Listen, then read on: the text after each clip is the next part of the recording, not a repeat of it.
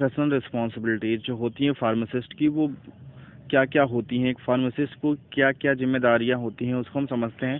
सबसे पहले तो हम बात करेंगे इंडोर फार्मासिस्ट की। इंडोर फार्मासिस्ट उसे कहते हैं जो हॉस्पिटल के अंदर फार्मासिस्ट होते हैं, ठीक है। उनका क्या क्या रिस्पॉन्सिबिलिटीज होती है, तो उसमें हमारी आती है सेंट्रल डिस्पेंसिंग एरिया।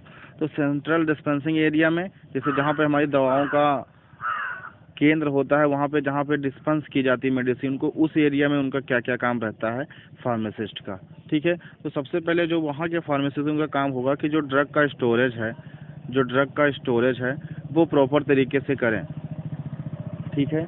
जो ड्रग का स्टोरेज है वो प्रॉपर तरीके से करें, प्रॉपर ड्रग स्टोरेज हो और पेशेंट को समय पर दवा दी जाए, ठीक है। जो हमारे पेशेंट हैं, हमारे मरीज हैं, उनको जो दवाई दी जाए वो समय पर दवा दी जाए, ये काम होता है, ये रिस्पॉन्सिबिलिटीज होती है फार्मासिस्ट की। दूसरा क्या होता है, to check accuracy doses prepare. Accuracy doses prepare को चेक करना, मतलब जो हमारे डोजेस हैं दवाओं की, जैसे हमारी दवा हुई 10 mg, 20 mg, 30 mg, 100 mg, 200 mg, 500 mg, वो जो डोज है उसको प्रॉपर तरीके से चेक करना और उसको प्रिपेयर करना, ठीक है। ये दूसरी रिस्पॉन्सिबिलिटी होती है फार्मासिस्ट की, ठीक है। तीसरा क्या है, मेंटेन प्रॉपर रिकॉर्ड।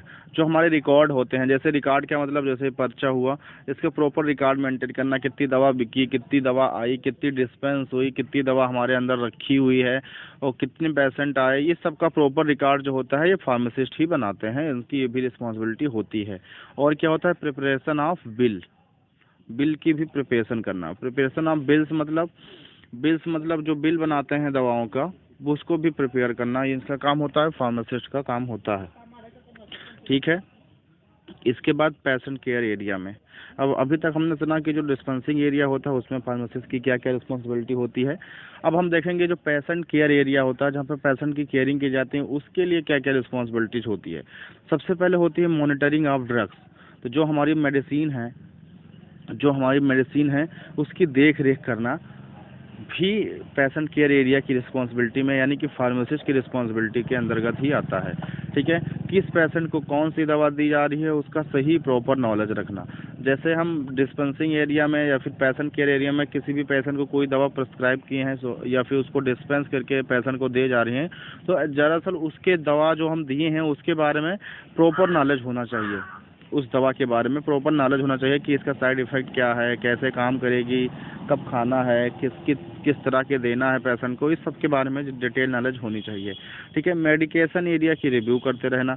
जो हमारी मेडिकेशन एरिया होती है, जहाँ पे हमारी दवाएँ रखी होती हैं, वो सारे एरिया जो होती हैं मेडिसिन एरिया, उसकी रिव्यू करते रहना कि कहीं कोई दवा ख़राब तो नहीं हुई है या फिर कोई दवा एक्सपायर तो नहीं हो गई फिर भी रखी है, पेशेंट को दे दें, जान ना पाएँ तो फिर बाद में तकलीफ हो, दिक्कत हो, इसलिए उसकी मेडिकेशन एरिया है उसको रिव्यू करते रहना, ठीक है। जो दवा खरीदी जा रही है उसको आइडेंटिफाई करना।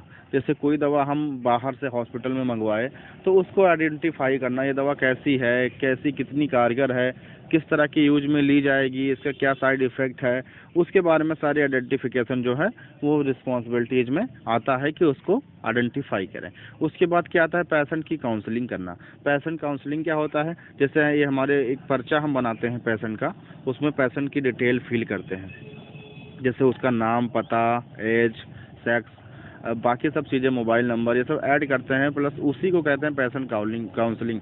तो वो भी पेशेंट काउंसलिंग को पूरी तरीके से करना, ठीक है। तो अभी आपने पढ़ा कि जो होती हैं प्रोफेशनल रिस्पॉन्सिबिलिटीज फार्मासिस्ट की क्या होती हैं, तो आप देख सकते हैं प्रोफेशनल रिस्पॉन्सिबिलिटीज क्या क्या होती हैं, अभी हमने डिस्कस किया। इसके नोट्स का आप चाहें तो स्क्रीनशॉट ले सकते हैं। आशा करता हूँ वीडियो आपको समझ में आई गई होगी। इससे पहले आप प्लीज़ हमारे चैनल को सब्सक्राइब कर दीजिए।